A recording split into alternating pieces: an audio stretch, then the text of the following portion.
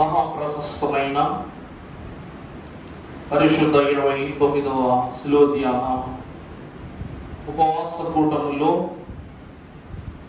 మహోపకారియగు దేవుణ్ణి తలచుకుంటూ మరి స్థలమున కూడుకొనుటకు ఈ సోమవార సాయంకాల ఆశీర్వాద దినమున మరొక శిలువ పక్షము నిలబెట్టిన తండ్రికి మహిమ కలుగును గాక.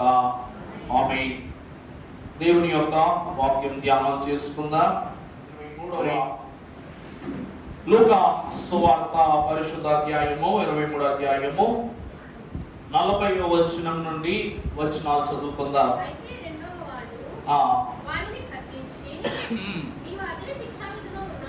నీవు అదే శిక్షా విధిలో ఉన్నావు కదా, కనుక దేవునికి భయపడవా?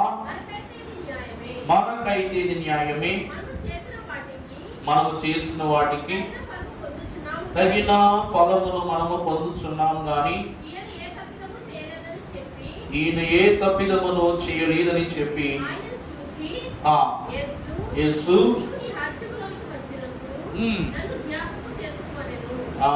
చదవదు వానితో నిశ్చయముగా నీతో చెప్పుచున్నాను. నేను ప్రార్థన చేసుకుందాం. దయగలిగిన మా యేసు ప్రభువా, సమస్త జ్ఞానమునకు మించిన నీ వాక్య ప్రహర్షము ద్వారా ఒక ఒడంబడికలో ఉన్నతానుతమైనటువంటి స్థితుల ద్వారా శిలువ ప్రభావము, శిలువ అనుభవము, శిలువ సంపద, శిలువ సంతుష్టి 22 శిలువల యొక్క అనుభవం ద్వారా బయలుపరచుకుని నేర్చుకుని ఉన్న మాకు మరి దినమున త్వరగా చేయు మరి యొక్క శిలువగా మేము ధ్యానించుకున్న అంశమును మా హృదిలో మా మదిలో పదిలంబు చేసి సదా నీ కోవెలై ఉన్న శిలువ చాటున మమ్మలను పదిలపరచుమని శిలువ వాక్కు ద్వారా విలువైన సంగముగా మమ్మలను రూపుదిద్దిన యేసునామమున మిక్కిలి వినయముగా బ్రతిమలాడి వేడుకొనుచున్నాం తండ్రి. ఆమేన్. శిలువ సాధకుడైన యేసుక్రీస్తు ప్రభు యొక్క కృపా సమాధానం చేరి భక్తిలో ఏకీభవించిన మనకు పరలోక గెలుపును మలుపును సులువైన రీతిగా ప్రభు శిలువ ద్వారా నింపజేసి దీవించును కాక. ప్రభునందు దేవుని ప్రియబిడ్డలారా, ఇక్కడ 22 శిలువ అనుభవాలను జ్ఞాపకం చేసుకుని ఉన్న మనం మరి తదు ఏర్పాటును బట్టి శనివారం ఈ క్రమాన్ని ముగించుకోవాలి. కానీ మరి అధికారుల యొక్క ఆదేశాల మేరకు పలు కార్యక్రమాల్లో ఏకీభవించుటకు దేవుని యొక్క ఏర్పాటును బట్టి వెళ్ళడం జరిగింది. మరి అక్కడ కూడా మరి ఎందుకు దేవుడు నడిపించుకుని వెళ్ళాడో మరి కారణం లేకుండా ఏ ప్రయాణం ఉండదు, ఏ ప్రసంగం ఉండదు, ఏ క్రమం ఉండదు, ఏ ఏర్పాటు మనుషుడు ఆ చోట ఉండబడడు. కాబట్టి ప్రతిదినం ఆ కార్యక్రమానికి వెళ్ళి వర్తమానం చెప్పి వచ్చేసేయాలి. అని దుష్టుడు చూడండి ఎంత శ్రమ పెట్టాడు. ఆ కుటుంబము ఏ ప్రార్థన అయితే ఏర్పాటు చేసుకున్నారో కుటుంబం, ఆ పాప వాళ్ళ అమ్మగారి యొక్క హార్ట్ సర్జరీని బట్టి 4 రోజుల ముందు సర్జరీ అయిందంట. ప్రార్థన ఏర్పాటు చేసుకున్నారు బహు చక్కగా. మరి అంతా ఇంత కూడా కాదు, సుమారు 300 పైచిలుగు జనం. మరి వాట్సాప్ లో పోస్ట్ కూడా చేశాను నేను. 300 మంది పైచిలుగు జనం, ఇటు పక్క జనం ఇటు పక్క జనమే. మరి విస్తారంగా దేవుని యొక్క వాక్యాన్ని మరి మన శిలువ అంశాలలో భాగాన్ని వారి యొక్క సాక్ష్య ప్రకారంగా బోధించడం జరిగింది. అంత అద్భుతకరంగా ప్రభు జరిగించారు. పలహారం చూస్తే గుండె జల్లు మందన్నమాట. 300 మందికి పలహారం అంటే కాస్త ఆలోచించాల్సిన విషయమే. ఒక్కొక్క మనిషికి ఒక్కొక్క పుచ్చకాయ పట్టుకొచ్చి ఇచ్చింది ఆమె. విచిత్రం, విడ్డూరం చూసారా. నేను ఏంటో ఈ పుచ్చకాయలు ఏంటో తోట ఏమైనా ఉందేమో అనుకున్నాను ముందు ఇంట్లో కాఫీ తాగుతున్నప్పుడు. కానీ పలహారం అంట. మామూలు టెంపో ఉంటుంది కదండి, మన ఆటో టెంపోలు, ఆ టెంపోలో వేసుకొచ్చింది ఆమె. పలహారం అంట. మనిషికి ఒక పుచ్చకాయ పలహారం కింద పలహారం పంచి పెట్టడానికి 50 నిమిషాలు పట్టింది. అంటే 10 నిమిషాలు తక్కువ గంట. ఇప్పుడంతా సక్రమంగా జరిగింది, సాక్ష్యం ఇచ్చుకున్నారు, అంతా బాగా జరిగింది. భోజనం ఏర్పాటు చేశారు, కూర్చున్నాం. బల్ల దగ్గర కూర్చొని అయ్యగారు మేము మాట్లాడుకుంటున్నాం, అలా జరిగింది, ఎట్లా జరిగింది అలా మాట్లాడుకుంటుంటే ఉన్న పళ్ళంగా మరి ఏ కుటుంబం ఏర్పాటు చేసుకుందో ఆ తల్లి గారికి స్ట్రోక్ మొదలైపోయింది అన్నమాట. భోజనాన్ని కూర్చోగానే అటు స్ట్రోక్ మొదలైపోయింది. ప్రార్థన చేయండి అయ్యా, ప్రార్థన చేయండి అయ్యా. బలం మీదే మరి కూర్చుంది ఆవిడ. కూర్చొని ప్రార్థన చేస్తూ ఉండగా నా మీదలో వాలిపోయింది అన్నమాట. వెంటనే అమ్మగారు, పెద్దయ్య గారు, నేను, పెద్దలు ఉన్నటువంటి కుటుంబం, విశ్వాసులు వాళ్ళు ప్రార్థన చేస్తున్నాం. మరి దేవుడు ఆమెను నిజముగాని పరిపూర్ణ ఆరోగ్యంతో నింపాలనటంలో ఈ మాత్రం సందేహం లేదు. ఆమె ఏమందంటే, అయ్యగారండి, దేవుడు ఎంత ఆరోగ్యం ఇచ్చి ఈరోజు ప్రార్థన పెట్టించుకోవడానికి శక్తి ఇచ్చాడు, అలాంటిది ఈ ప్రార్థనతో నాకు ముగింపు చేసేస్తాడా? సాతానుడు దిష్టి పెట్టాడు నాకు అంటుందన్నమాట. ఎంత మంచి మాట చూడండి. సాతాను ఈ ప్రార్థన చూసి ఏం పెట్టాడంట? దిష్టి పెట్టేశాడు మాకు. అందుకే మరి ఇంట్లో బలహీనంగా ఎవరైతే ఉన్నారో వారి గురించి ప్రార్థన ఏర్పడబడింది. వీళ్ళ విశ్వాసం ఇంకా అధికమైపోద్దని సాతానుడు నాకేం పెట్టాడు? దిష్టి పెట్టాడు అని చెప్పేసి ఆమె తనలో తాను సముదాయపరుచుకుంది. అంతే. వెంటనే అయ్యగారు యొక్క కారు తెప్పించి వెంటనే ఒక మనిషిని అందులో పెట్టి అక్కడ నుండి గంట సేపట్లో, గంట కూడా కాదు, 45 నిమిషాలు ఎగ్జాక్ట్గా భోజనం చేసే లోపు ఆశ్రమ హాస్పిటల్కి వెళ్ళిపోయారు. 6 రోజుల నుంచి ఆశ్రమ హాస్పిటల్కి, ఏలూరు.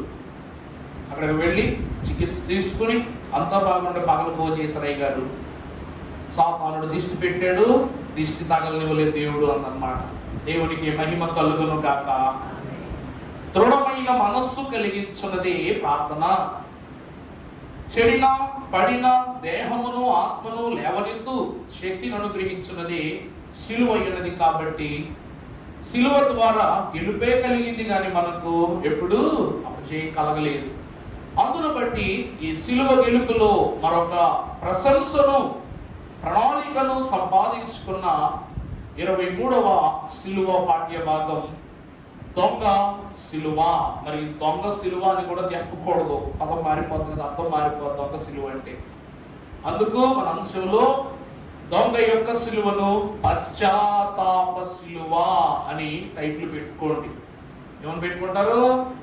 ఈ దొంగకు ఆ సిలువ దగ్గర ఏం దొరికిందంట? పశ్చాత్తాపం దొరికింది. కాబట్టి దొంగ సిలువ అని పెట్టుకోకుండా దొంగ అని పెట్టుకుని బ్రాకెట్ లో దొరని పెట్టుకోండి. పక్కన టైటిల్ పశ్చాత్తాప సిలువ అని రాసుకోండి. ప్రభునందు ప్రియబిడ్డలారా, ఈ సంభాషణలో ఇద్దరు దొంగలు ఉన్నారు. ఈ ఇరువురి దొంగలు, ఒకరు దేవునిని, దేవుని కుమారుని, దేవుని విధులను ప్రశ్నించుచున్నవాడు, నిందించుచున్నవాడు, గ్రహింపకుండగా ఉన్నవాడు. మరి ఒక దొంగ, నీవు దేవునికి భయపడవా? నువ్వు పాపం చేశావు, నేను పాపం చేశాను, మన పాపములకు ఈ శిక్ష తగును. రెండో శిక్షకు భయపడుతున్నాడు దొంగ. అర్థమవుతుందంటే మనకు తగును శిక్ష అంగీకరిస్తున్నాడు. కానీ ఆయన నీతిమంతుడు, పరిశుద్ధుడు, దేవుని కుమారుడు, పాపమెరుగని వాడు, పాప రక్షించుటకు రక్షణకర్తగా వచ్చిన ప్రభువు. కాబట్టి ఆయనకు ఈ శిక్ష తగని స్థితి అయి ఉన్నది. కాబట్టి నువ్వు అలా మాట్లాడటం ఏమీ బాగలేదు అంటున్నాడు అన్నమాట. ప్రభునందు దేవుని ప్రియబిడ్డలారా, సిలువ శ్రమలో ప్రభువు ఇరు ప్రక్కల ఇద్దరు దొంగలను శిక్షించుట మనం చూస్తున్నాం. అందులో ఎడమ వైపు ఉన్న దొంగ తన శిక్ష విషయమై చూడండి అక్కడ ఏమనుంది? ప్రభువుతో పాటు శిక్ష వేయబడ్డారు. కానీ ఏమంటున్నాడు? నువ్వు దేవునికి భయపడవా అంటున్నాడు. అవునా కదండి? ఒక దొంగ దేవునికి అంటే దేవుడు శిక్షకు భయపడవా అంటున్నాడు. అంటే వాడిలో ఏం లేదు? పశ్చాత్తాపం లేదు. నేను చేసిన తప్పు, నేను పాపం చేస్తున్నాను విషయంలో వాడికి ఏం లేదట? పశ్చాత్తాపం లేదు. ఈ తప్పు విషయమై మనకి ఇది తగును, ఇది మనం అనుభవించవలసిన శిక్ష అంటున్నాడంటే రెండవ దొంగలు ఏముందని? పశ్చాత్తాపము ఉన్నది. కాబట్టి సిలువ అనగా క్షమింపబడే స్థలమే కాదు. అర్థమైందండి? సిలువ అనగా క్షమాపణ చెప్పుకునే స్థలము, క్షమాపణ పొందుకునే స్థలము కూడా కాదట. పశ్చాత్తాపపడే స్థలము కూడా, అనగా మార్పును తెచ్చిన స్థలం. పశ్చాత్తాపడిన వాడు ఏం పొందుతాడు? మార్పు పొందుతాడు. ఈ స్థలము పశ్చాత్తాపమునకు పునాది అయ్యున్న స్థలముగా కనబడుతుంది. అందుకే ఈ శిలువ పశ్చాత్తాప శిలువ ఉన్నది. ప్రభువునందు దేవుని ప్రియబిడ్డలారా, పరమభక్తుడు ఈ ప్రశంసతో కూడుకున్న ఈ ప్రధాన వాక్యమును 7 ప్రాముఖ్యమైన సత్యాలతో మనకు బోధిస్తున్నారు. వాక్యం చదువుకుందాం. 23:41 చదువమ్మా. మనకైతే ఇది న్యాయమే,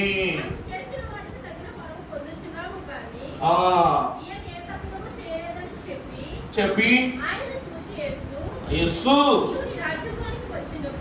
నన్ను చాలండి. మొదటిగా ఇతను అంటున్నాడు, పశ్చాత్తాప శిలువ ఎదుట నిలువబడి దొంగ చేసుకున్నటువంటి పని ఏమిటంటే తప్పును ఒప్పుకొని వాస్తవాన్ని అంగీకరిస్తున్నాడు. అర్థమైందంటే ఏం చేస్తున్నాడట?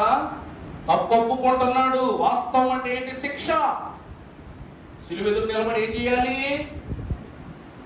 మనం చేసిన తప్పిదాలు ఒప్పుకోవాలి, తద్వారా పడే శిక్షను అంగీకరించాలి. అందుకే కోర్టులో నిజం ఒప్పేసుకున్నాం అనుకోండి, శిక్ష తగ్గిస్తారంట. అవునా కదా? శిక్ష తగ్గిస్తారట. మరి మన ప్రభు శిక్ష తగ్గించే మనిషి కాదు. ఒప్పుకుంటే శిక్షను రద్దు చేసే ప్రభువు. మన ప్రభు ఏ ప్రభు అంట? రద్దు చేయు ప్రభు అయి ఉన్నారు. దేవుని యందు ప్రియబిడ్డలారా, దేవుని ఎదుట నిలువబడిన ఈ దొంగకు మొదట అవగతమైనటువంటి సత్యం ఏమిటి అంటే, దేవుని వైపు చూస్తూ ఎవరును అబద్ధం చెప్పరు. ప్రభువు ముఖమును చూస్తూ ఎవరును దోషమును చెయ్యరు. అందుకే దేవుని ప్రియబిడ్డలారా, మనం చూస్తాం, యేసుక్రీస్తు ప్రభువు యొద్దకు పరుగున ఒక వ్యభిచరించిన స్త్రీని లాక్కుని తీసుకొచ్చారు. అసలు ఆ ఆలోచన ఏంటయ్యా అంటే, ఆమెను ప్రభువు ఎదురుగా తీసుకుని వెళ్ళి ఆమెకు ప్రభువును బట్టే తీర్పు తీర్చాలి. ఈ క్రమములో ఈమెను రాళ్లతో కొట్టే పని అమలు చేయబడాలా?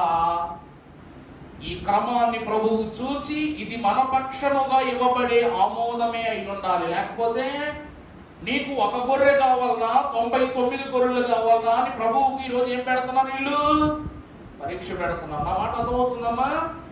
ఈమె ప్రభు దగ్గర తీసుకుని వెళ్ళి ప్రభుని అడుగుతున్నారు, ఓ బోధకుడా, నేను ధర్మశాస్త్రాన్ని కొట్టివేయటకు కాదు, నెరవేర్చుటకు వచ్చిన వాడనంటివే. ఈమె యూద మత ఆచార ప్రకారము, ధర్మశాస్త్ర ప్రకారం ఈమె ఎవరు? వ్యభిచరించిన స్త్రీ. మోషే మహాభక్తుడు చెప్పినట్లు వ్యభిచరించిన వారు రాళ్లతో కొట్టబడవలెనో ఆజ్ఞ ఉన్నది. కాబట్టి ఈమెను మేము రాళ్లతో కొడుతున్నాం. నువ్వు చెప్పు, ఈమెను రాళ్లతో కొట్టడం నీకు సమంజసం అనుకుంటున్నావా కాదా? ఇది తప్ప ఒప్పా? చెప్పు. ఈ రోజు నువ్వు చెప్తేనే 10 ముందుకు వెళ్తుంది. ఇప్పుడు ప్రభువుకు కటువు పరీక్ష. ఏంటో పరీక్ష అంటే, ఈమెను కొట్టండి అన్నారు అనుకోండి, ఎవరికి దోషం అనిపించుకోవాలి? ఎవరి ఎదురు దోషం అయిపోవాలి? సరేనండి, ఇప్పుడు ఎవరో ఒకరిని తీసుకొచ్చాను, నలుగురు వీడు తప్పు చేసాడండి అన్నారు, నన్ను పెద్ద మనిషిలా నిలబెట్టారు అనుకోండి. నిలబెడితే వీడు తప్పు చేసింది కరెక్టే, వీళ్ళు కొట్టడం కరెక్టే, దీని విషయంలో నన్ను తీరు పడటం కరెక్టే, వీడు తప్పు చేశాడు కాబట్టి క్షమించి వదిలేయండి అన్నావు అనుకో, ఈ 99 మంది నన్ను దోషం చేస్తారు.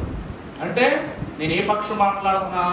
ప్రతిపక్షం మాట్లాడుతున్నా, పాలక పక్షం కింద మాట్లాడుతున్నాను అన్నమాట. వాడు నాకు కావాలి అన్నట్టు మాట్లాడుతున్నా. పోనీ ఇదంతా కాదు, ఈ ఒక్కడి కోసం ఎక్కువ మందిని పోగొట్టుకుంటాం ఎందుకని కొట్టిసాపేట్ అన్నాను అనుకోండి, వీడి దృష్టిలో నేనేమైపోతాను?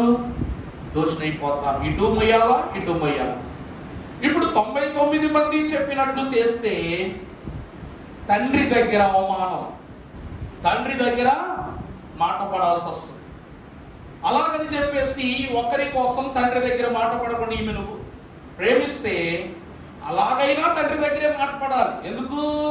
నువ్వు బోధకుడు అని నమ్మాం, నీతిమంతుడు అని నమ్మాం, పరిశుద్ధుడు అని నమ్మాం, ఈ రోజు చేసిన తీర్పు ఇది అని 99 మంది కూడా ప్రభువుని ఏం చేస్తారు? వదిలేసి వెళ్ళిపోతారు. మొదట నుయ్య, వెనకాల గొయ్య. ఏం చేయాలా? ప్రభువు ఇద్దరును కూడా కాపాడుకోవాలి. కారణం చెప్తున్నానండి, ఒక గొర్రె అయినను నశించిపోవుట నాకు ఇష్టము కాదన్న ప్రభువు ఈ ఒక గొర్రెనే వదలలేనప్పుడు ఈ 99 మందిని ఎందుకు వదులుతాడు? ఈ 99 మందిని కావాలనుకున్నప్పుడు ఈ ఒక్క గొర్రెని ఎందుకు విడిచిపెడతాడు? ఇప్పుడు ఆయనకి ఒకటి పోయినా నష్టమే, 99 పోయినా నష్టమే. ఆయనకు 100 ఫలమే కావాలి. కాబట్టి ప్రభు తీర్పు తీరుస్తున్నారు. ఏమని? ఆమెను మీరు కొట్టవచ్చు, కానీ మీలో ఎవడు పాపము చేయలేదు, మొదట పాపము చేయలేదు, వాడు రాయి వేయండి, వాడే మొదట రాయి వేయండి అన్నాడు. అంతే. వారి పాపములను మాట చెప్తున్నాను కదండి, ప్రభువే కదా, ఆమె అయితే దొరికేసింది, మేము తీసుకొచ్చాం, రుజువు చూపించాం, కొట్టేయచ్చు. అబద్ధం చెప్పి ఏం చేయొచ్చు? ప్రభువా నేను పాపం చేయలా, నేను రాయేస్తా అనే అబద్ధం చెప్పేయచ్చు. కానీ ఆ తప్పు ప్రభు ఎదుట ఎవరో చేయలేరు. కారణం ఏంటి తెలుసా? నా రహస్య పాపాలు నీ ముఖ కాంతిలు ఎలా కనబడుతున్నాయి? అది బొమ్మ వేసినట్టుగా కనబడుతున్నాయి. అందువలన ప్రభు ఎదుట ఎవరు ఏం చేయలేరంట? దాచలేరు, నిజాలు దాచలేరు, అబద్ధాలు పలుకలేరు. కాబట్టి వాళ్ళు నిజముగానే దేవుని యందు విశ్వాసం నుంచి రాళ్ళు విడిచిపెట్టేశారు, ఎవరి దారిలో వెళ్ళిపోయారు. ఇప్పుడు భౌతిక పాపం, బహిరంగ పాపము కలిగిన ఈమె, మరి వాళ్ళు వెళ్తూ మాటలు కూడా వెళ్ళిపోవచ్చు. ప్రభు మరి నువ్వే పాపం లేనుడు కదా, నువ్వు కొట్టు రాయించుకున్నావు, అవునా కదా అనొచ్చు కదండి. ఇప్పుడు జడ్జి గారి దగ్గరికి వచ్చి శిక్ష వేసేయండి, సరే మా శిక్ష అమలు కాదు, ఆమె దోషం తెలిసిపోయింది కదా, వేసేయండి, ఉరి శిక్ష వేసి పాడేయండి అని అనొచ్చు కదా. ఆ మాట వాళ్ళు అంటున్నారా? అనట్లా. మన పాపులు అని తేలిపోయింది. కాబట్టి పాపుల వరసలో ఉన్న పరిశుద్ధుని హెచ్చరించుటకు, గద్దించుటకు మనకేం లేదు, అధికారం లేదు, అర్హత లేదు. కాబట్టి కాముగా వెళ్ళిపోయారంట. ఇప్పుడు ఏమంటుంది? ప్రభువా నువ్వైనా నన్ను దండించు, ప్రభువా నువ్వైనా నన్ను శిక్షించు నాయన, నేను పాపం చేశాను, వాళ్ళను కొట్టొద్దన్నావు, కనీసం నువ్వైనా నన్ను శిక్షించని ఆమె ప్రభు వైపు ఆశగా చూస్తుంది. ఎందుకంటే కనీసం నీ చేత దెబ్బతిన్నా నేను నా దోషాన్ని మానుకుంటానేమో అని చూస్తుంది. అంతే. ప్రభు అంటున్నారు, అమ్మా వాళ్ళెవరూ నీకు కొట్టలేదా, నేను కూడా కొట్టను, వెళ్ళిపో, ఇంకెప్పుడు పాపం చేయి. అమ్మగారా దేవుని వాక్యం అంటుంది, పాపాలని ఒప్పుకోవటము కన్నా ఘోరమైన శిక్ష, భరించలేని శిక్ష ఈ లోకంలో ఎక్కడా లేదు. 100 తప్పులు చేసిన వాడిని సర్లేరా క్షమించేశారు పో అన్నాం అనుకోండి, వాడికి అదే మోయలేని భారం. ఈరోజు ప్రభువు ఆమెకు వేసినది, వాళ్ళు కొట్టాలనుకున్న రాళ్ల కన్నా ఈయన ఒక్క మాట ఆమెకు ఘోరమైనటువంటి రాయిగా తగిలింది. ఆమె మనస్సును మార్చింది. ఎందుకు ఈ మాట చెబుతున్నానంటే, తప్పు ఒప్పుకొనిన వాడు పశ్చాత్తాపమును పొందినవాడు, పశ్చాత్తాపమును పొందినవాడు శిక్షను అంగీకరించినవాడు. అర్థమవుతుందండి? ఎవరైతే పశ్చాత్తాపడతారో వాళ్ళు ఏం చేస్తున్నట్టు? జడ్జి గారు నేను తప్పు చేశానండి, నన్ను క్షమించండి అని అడగరు. నేను తప్పు చేశానండి, మీరు ఏ శిక్ష చేసినా నాకు అంగీకారం. అంటే ఏంటో అర్థం? నేను చేసిన తప్పుకు మీరు నాకు శిక్ష ఇవ్వండి, అంగీకరించటం. పశ్చాత్తాపడుతూ శిక్షను అంగీకరించటమే పశ్చాత్తాప శిలువ. వాక్యంలో చూస్తే యోహాను రాసిన మొదటి పత్రిక 1వ అధ్యాయము 9వ వచనమును మనము ఒకసారి చూసినట్లయితే, మన పాపములను మనము ఒప్పుకొనిన యెడల ఆయన నమ్మదగిన వాడును నీతిమంతుడును గనక ఆయన మన పాపములను క్షమించి మనలను పవిత్రులుగా చేయను. మనము పాపము చేయలేదని చెప్పుకుని యెడల అప్పుడు ఆయన నమ్మదగినగా అవుదును. మరియు ఆయన వాక్యము పాపములు ఒప్పుదల క్రమములో దీనిని బాగా అనుసరిస్తామనుకుంటా. మనం ఉందా లేదా? మన పాపములను మనం ఒప్పుకుని యెడల ఆయన నమ్మదగిన వాడు నీతిమంతుడు గనక ఆయన మన పాపములను క్షమించి సమస్త. ఇప్పుడు వ్యభిచారమును నువ్వు తీసుకొచ్చావు, ఈ ఒక్క దోషానికి క్షమాపణ ఇచ్చి పంపించట్లా, ఒప్పుకోవటాన్ని బట్టి గతించిన రహస్య పాపములన్నీ కూడా ప్రభువు తనలో ఉన్న దుర్నీతిని తొలగించి వేసి నిత్య జీవాన్ని అనుగ్రహించారు. లేదు కాదు కూడదని అబద్ధం చెప్పామనుకోండి, మనలో ఏముండదంట? ఆయన అబద్ధికునిగా చేయవారమవుతాము. ఆయన వాక్యము మనలో నుండదు. చూసారు ఎంత గొప్ప మాట. తప్పు ఒప్పుకొని శిక్ష అంగీకరించడం ద్వారా దేవుడు మనల్ని నీతిమంతులను చేస్తాడు, క్షమిస్తాడు, ఆయన వాక్యాన్ని మనలో ఉంచుతాడు. మొదటి దీవెన పశ్చాత్తాపపడుట ద్వారా దేవుని యొక్క వాక్యమును, దేవుని యొక్క క్షమాపణను, దేవుని యొక్క నీతిని దేవుడు మనలో ఉంచుతాడు. ఈ వాక్యమే సత్యం కాబట్టి, నిజమంటే సత్యం, సత్యం పలికేవాడు, వాక్యాన్ని అనుసరించేవాడు. అలాంటి వాక్యము ఆమెలో ఉంది కాబట్టి ఆమె ప్రభు ఎదుట ఏం చెప్పలేదు, అబద్ధపు వాక్కును పలకల. మొదటిగా పశ్చాత్తాప శిలువ వాక్యములకు మనలను విధేయుల్ని చేసి వాక్యము ద్వారా మనలను క్షమిస్తుంది. రెండవదిగా మీరు చూసినట్లయితే 23 లోక 42 చదువమ్మా. ఆయనను చూచి యేసు నీవు నీ రాజ్యముతో వచ్చినప్పుడు నన్ను జ్ఞాపకము చేసుకున్నాము అని ప్రభు నందు ప్రియబిడ్డలారా, వీడో దొంగ. ఈ దొంగ పెద్ద గజ దొంగ.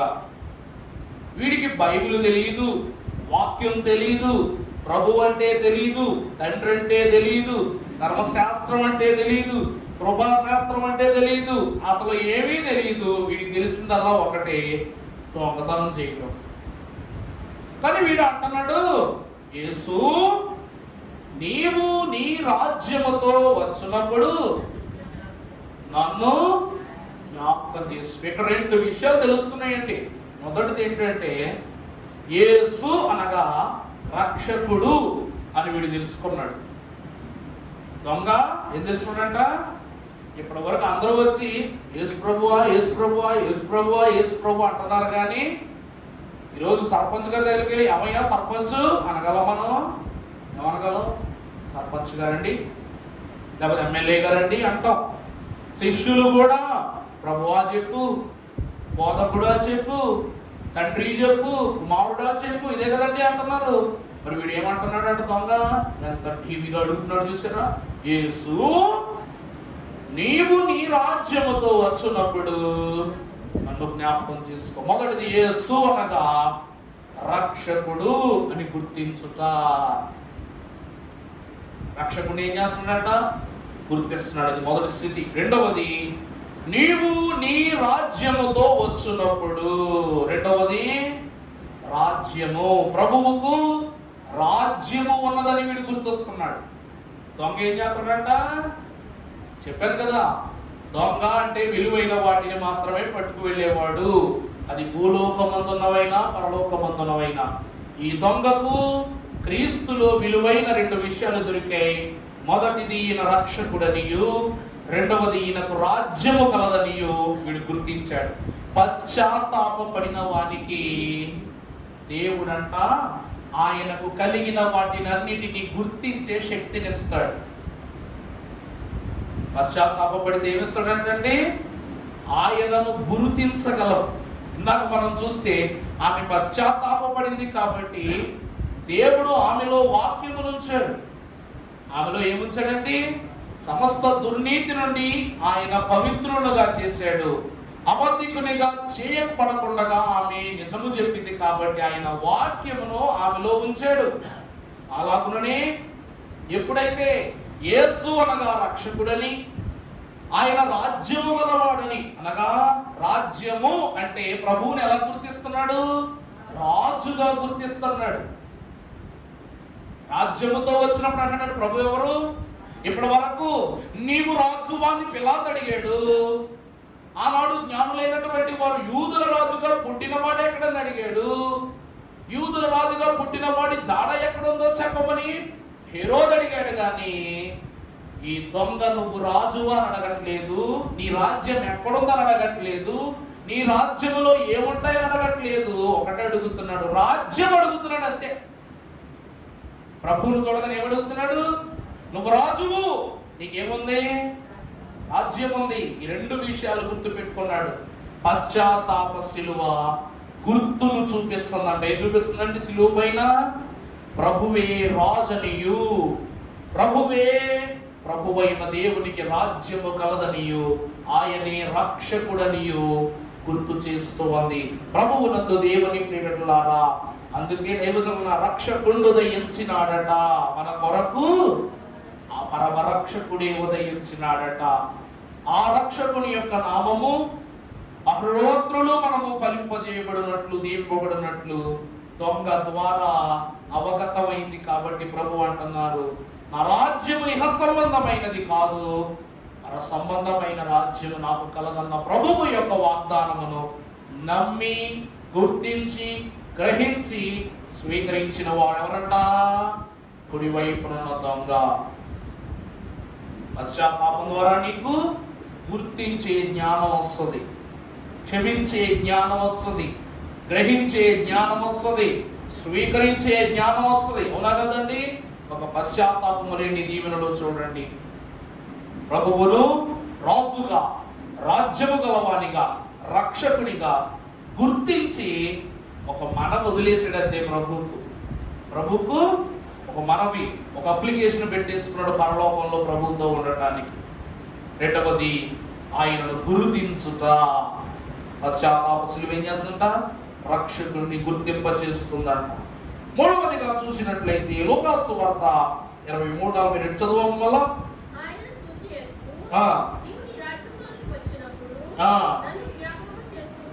నన్ను జ్ఞాపకము చేసుకునము. మొదటిగా రాజుని గుర్తించాడు, రాజ్యమును గుర్తించాడు, రక్షకుడిని గుర్తించాడు.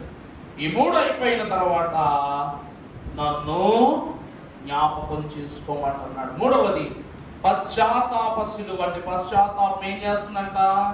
జ్ఞాపకం చేస్తుందంట ప్రభువుకి. జ్ఞాపకము చేయుట అంటే ఏంటండి? ఈరోజు జ్ఞాపకం చేయటం అంటే ఏంటి? ఏమండి, ఇంట్లో సామాన్లు అయిపోయాయి, పప్పు ఉప్పు అయిపోయింది, సాల్ట్ పేపర్ అయిపోయింది, కూరగాయలు అయిపోయింది, పిండి అయిపోయింది, అది అయిపోయింది, ఇది అయిపోయింది అని భర్తకు భార్య పలుమార్లు జ్ఞాపకం చేస్తుంది. ఎందుకంటే భర్తకు ఎన్నో పనులలో ఇదో పని, భార్యకు ఇవి ఉంటేనే పని. అవునా కదా? ఇంట్లో పప్పు ఉప్పు లేదనుకోండి, వంట అవదాయి. ఏ వస్తువులు, సరుకులు, కూరగాయలు లేకపోతే కూర అవదాయి. ఇలాగున ఆమె ఏం చేస్తుంది? ఒక సరుకులు లిస్ట్ రాస్తుంది, రాసుకుని భర్తకి ఇస్తుంది. ఇచ్చి ఏమండి ప్రతి సరుకు తీసుకురండి, మర్చిపోకండి. అవునా కదా? అదేమంటది? మర్చిపోకండి. ఈ సరుకులు ఇస్తాంతో చూసుకుని ఉప్పు, పప్పు, నూనె, బెల్లం, పందార ఓకే చదువుకున్న తర్వాత ఏంటి ఏదో అర్థం కావట్లేదు ఏంటి అని అడుగుతాడు. ఏదో సబ్బులు 4 సబ్బులు, కాల్గేట్ పేస్ట్ లేకపోతే డాబర్ రెడ్ పేస్ట్, ఇలాగని మొత్తం సరుకులు ఇచ్చి చదువుకుంటాడు. చదువుకున్న తర్వాత మరలా పొరపాటున ఏదైనా మర్చిపోయావనుకో ఫోన్ చేసి, ఏమండి అయ్యో మర్చిపోయానండి బాబు, అన్ని బాగా చెప్పాను కానీ వద్దు కాస్తంత సపాతి పిండి ప్యాకెట్ కూడా తీసుకురండి, లేకపోతే డెటాల్ తీసుకురండి జ్ఞాపకం చేస్తాను. ఇలా ఒకటి కాదు, 2 సార్లు కాదు. ఆఫీసులో ఉన్నప్పుడు ఫోన్ చేస్తారు, బండి మీద ఉన్నప్పుడు ఫోన్ చేస్తారు. కరెక్ట్గా ఆఫీస్ అయిపోయి బండి ఎక్కుతున్న టైంలో ఏమండి గుర్తుందా, మర్చిపోతారేమో, బహుశా కంగారు పడిపోయి వచ్చేస్తారేమో, ఇంట్లో ఏం లేవు, మళ్ళీ ఇంటికి వచ్చి నా మీద అడుగుతానంటే ఒప్పుకోను, నేను అవన్నీ తీసుకొస్తేనే ఈరోజు వండుతానని చెప్పేసి మళ్ళా జ్ఞాపకం చేస్తాను. ఈరోజు రక్షకుడైన యేసుక్రీస్తు ప్రభువుకు దొంగ కూడా జ్ఞాపకం చేస్తున్నాడు. ఇన్నిసార్లు ఎందుకు జ్ఞాపకం చేయాలి? అసలు భార్య ఇన్ని విషయాలు ఎందుకు జ్ఞాపకం చేయాలి? ఈరోజు మన పిల్లలు కూడా అన్నమాట, నీకు ఫస్ట్ ర్యాంక్ వస్తే బండి కొంట, సైకిల్ కొంట అన్నాం అనుకోండి, వాడు చదివి ఏం చేస్తాడు, డాడీ గుర్తుంది కదా, ప్రామిస్ చేసావు, గుర్తెట్టుకో, నేను ఫస్ట్ రాగానే నాకు సైకిల్ కొనాలి, జీతం లేదు, డబ్బులు లేవు అని నా దగ్గర షాపులు చెప్పబాక అని చెప్పేసి పదే పిల్లలు కూడా చాక్లెట్, బిస్కెట్ దగ్గర కూడా జ్ఞాపకం చేస్తారు. ఈ దొంగ కూడా ప్రభువుకు జ్ఞాపకం చేస్తున్నాడు. జ్ఞాపకము అనగా మనవి అనగా ప్రార్థన. మనం ఏంటండి? ప్రార్థన. దేవుని ప్రియబిడ్డలారా, ఈరోజు పరలోకములో ఉన్న ప్రభువుకు మరణాత అందరికి ఎందుకు చెప్తున్నావు? అసలు మరణాత ఎందుకు చెప్తామండి? మనం అయ్యగారు చెప్పన్నారు చెప్తాం, అంతేనా? అయ్యగారు అన్నది చెప్పన్నారు, అందరికి చెప్తాం అంతే. అందుకే మరణాత. మరణాత అనగా జ్ఞాపకం చేయుట. అంటే ప్రభు అయిన యేసు వచ్చుచున్నారు, యేసు వచ్చి ఉన్నారు, ప్రభు అయిన యేసు రమ్ము. ఈరోజు వచ్చుచున్న ప్రభువును, రానయ్యున్న ప్రభువును రమ్ము అని ఆదేశిస్తూ ప్రభువుకి ఏం చేస్తున్నావు? ప్రభువుకు జ్ఞాపకం చేస్తున్నావు. ప్రభువా నేను ఇక్కడ సిద్ధపడిపోతున్నాను, చూసుకో. మరి రాకడ వచ్చినప్పుడు అందరినీ గుర్తు పెట్టుకున్నాను, మనల్ని మర్చిపోతావేమో, నన్ను ఏం చేయకు, నన్ను విడిచిపెట్టకు, గుర్తు చేస్తున్నాను. ఇక్కడ ప్రతిసారి ఏం చేస్తున్నావు? మరణాతతో మన రాతను గురించి ప్రభువుకి ఏం చేస్తున్నావు? విజ్ఞాపన చేస్తున్నావు, జ్ఞాపకం చేస్తున్నావు. ఈ దొంగ కూడా రక్షకుడా నీ రాజ్యముతో వచ్చినప్పుడు ఈడు కూడా, ఇతను కూడా ఏం చేస్తున్నాడు? మరణాతే చెప్తున్నాడు ప్రభువుకు. మనవంతే కదండి. త్వరగా రానున్నా యేసు త్వరగానే రమ్ము తండ్రి, త్వరగా వచ్చు ప్రభువా చురుకు, ప్రభుగా వచ్చు ప్రభువా చురుకు, తను మేము త్వరపడగలము, త్వరపడగలము, త్వరగా రానున్నా యేసు త్వరగానే రమ్ము తండ్రి. ప్రభువుకు త్వరగా రానున్న యేసు త్వరగానే రమ్ము తండ్రి, త్వరగా వచ్చు ప్రభువా చురుకు ధనమిమ్ము, అప్పుడు మేము త్వరపడగలము, సిద్ధపడగలము అని జ్ఞాపకం చేస్తున్నాం. ప్రతిరోజు రాకడ తలంపు, రాకడ సూచన, రాకడ క్రమములు, రాకడ క్రియలు, రాకడ ప్రార్థనలు ఇవన్నీ తలంచుకునడం ద్వారా రాకడలు బలపడగలము, సిద్ధపాటులో మనం బలపడగలము. అంటే ప్రభువుకు ప్రార్థన చెప్తున్నాం, జ్ఞాపకం చేస్తున్నాం. ప్రభువు కూడా మర్చిపోతాడు. చూసారా మరి? అర్థమైందని? ప్రభు కూడా ఏం చేస్తాడంట? మర్చిపోతాడు. నువ్వు ప్రభువుని మర్చిపోతే ప్రభువు నిన్ను మర్చిపోతాడు. అవునా కదా? నా మాట నిజమా కాదా? మనము నీకు అర్థమయ్యే విధానంలోనే పద్ధతిగా చెప్పాను. నన్ను కనపరచు వాడిని కనపరుస్తాను, నా వైపు చూసిన వాని వైపు నేను చూస్తాను. అవునా కాదా? ఈ రాకడలో ఎత్తబడు వారందరూ ప్రభువును చూచెడి వారు, ప్రభువుతో వెళ్ళుటకు ఆసక్తి చూపువారు. మిగిలిపోయిన వారందరూ కూడా ఆయన మేఘారుడై వచ్చుచున్నాడు, ప్రతి నేత్రము ఆయన చూచును, ఆయన పొడిచిన వారు చూస్తారు. అందరూ కనబడతాడు ఆయన. కానీ ఎత్తికొని వెళ్ళబడు వారు మాత్రము జ్ఞాపకములు ఉండు, వారి నీతిమంతులు నిత్యమును జ్ఞాపకములో ఉందరు. అర్థమవుతుందండి? చనిపోయినోడు నీతిమంతుడు కాదు, నీతి అనేది చనిపోయిన వారికి హక్కు కాదు. బ్రతికి జీవించటమే నీతి, చనిపోయినను బ్రతికి ఉండుటయే నీతి. బ్రతికి దేవునిలో చనిపోకుండా ప్రాణమును నిలువ పెట్టుకుని దేవునిలో సాగటమే నీతి. అట్టి నీతి పరులమైన మనము దేవునికి పెట్టు ఒక అంశమే జ్ఞాపకం. ప్రభువును జ్ఞాపకం చేసుకో. మనవి చేస్తున్నాను, నీ మనవి వినగా నీ తండ్రి ఊగొట్టి నెరవేర్చునంత ఈయన తెలుస్తున్నా అన్నారు. ఎందుకంటే ప్రియబిడ్డలారా, జ్ఞాపకము అంటే చిన్న విషయం కాదు. కీర్తనకారుడైన దావీదు 5వ అధ్యాయం 17వ వచనంలో క్లుప్త సత్యములు మనకు బోధిస్తూ ఇలా అంటున్నారు. కీర్తన 5 అమ్మా చివరి వచనం యెహోవా క్షమించాము 51:17 సార్. కీర్తన 51:17 దేవునికి ఇష్టమైన బలులు దేవా, విరిగి నలిగిన హృదయమును నీవు అలక్ష్యము. అర్థమైందా? దొంగ యొక్క హృదయం ఏ హృదయం అంట? విరిగి నలిగిన హృదయము. అది ప్రభువు సముఖమున దొంగ చేస్తున్న బలి, నిజమైన బలి. హృదయమును ప్రభువు పాదముల యొక్క పరచి ఆయన నీతిమంతుడనియు రక్షకుడనియు దేవుని చేత ఏర్పాటు చేయబడిన రక్షణ ఆయన ద్వారానే సంప్రాప్తింపబడిననియు నమ్మి విరిగి నలిగిన హృదయముతో ప్రభువును వేడుకున్నాడు. కాబట్టి అతని మనవిని దేవుడు లక్ష్యము చేయలేదు. మనవి విన్నాడు. విన్న ప్రభువు అతనికి రాకడలో అతని రాజ్యములో ప్రవేశాంతస్తును కల్పింపజేశాడు. అనగా పశ్చాత్తాప సిలువ, అనగా జ్ఞాపకం చేయుట, అనగా ప్రార్థన మనవి చేయుట. పశ్చాత్తాపడి కూడా ఏం చేస్తాడంట? మీకు అర్థమయ్యేది చెప్పాలంటే, పాపము ఒప్పుదల మెట్టవగానే తర్వాత ఏం జరుగుద్ది? పాపం ఒప్పుదల తర్వాత మెట్టేంటి? తీర్మానం. మరి ఏం ప్రార్థన చేస్తున్నారు మీ అందరూ? దండం బాబు. తీర్మానం అనే పదానికి కూడా కష్టమైపోతుంది. మరి 7 మెట్లు ప్రతి వారం నడిపించుకుంటున్నాం. పాపం ఒప్పుదల ఏం చేస్తాం? తీర్మానం అంటే నేను ఇంకా పాపము చెయ్యను, లోకములో బ్రతుకను, దోషిగా ఉండను అని కొన్ని నిర్ణయాలు తీసుకోవడం. అదయ్యవంగానే సమర్పణ.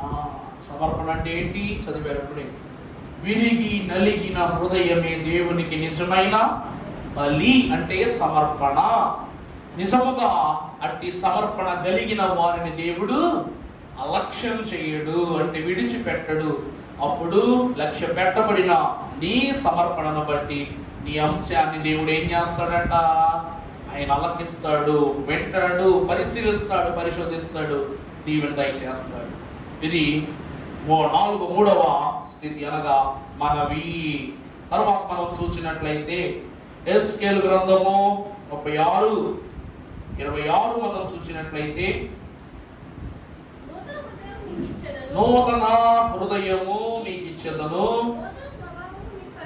నూతన స్వభావము మీకు కలుగజేసేదను, రాతి గుండెను మీలో నుండి తీసివేసి, తర్వాత ఉంచి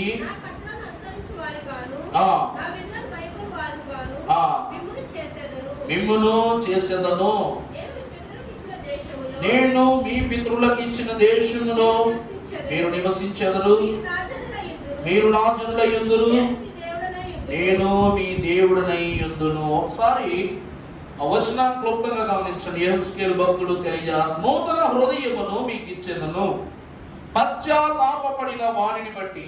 ఉదాహరణకు వ్యభిచరించిన స్త్రీయే చూడండి, ఇక పాపము చేయవద్దు అని ప్రభు అని అనగానే ఆమెలో ఉన్న దోష లేక పాప తలంపులతో కూడిన హృదయం ఏమైపోయింది? అక్కడికక్కడే చచ్చిపోయింది. ప్రభు ఏమన్నారు? ఇంకా పాపం చేయొద్దు అంటే ఆమెలో ఉన్న పాత మనుష్యుడు అక్కడే చనిపోయాడు. సమాధానము గల దానివై లేచి వెళ్ళు అని ప్రభు అంటున్నారు. అంతే, ఆమెకు పాపముల నుండి, దోషముల నుండి, శాపము నుండి విముక్తి లభించింది. నూతన స్త్రీ వలె, శుద్ధి చేయబడిన స్త్రీ వలె ఆమె లేపబడి ఆ స్థలములోని వెళ్ళింది. ఎవరి నుంచి వెళ్ళిందంట?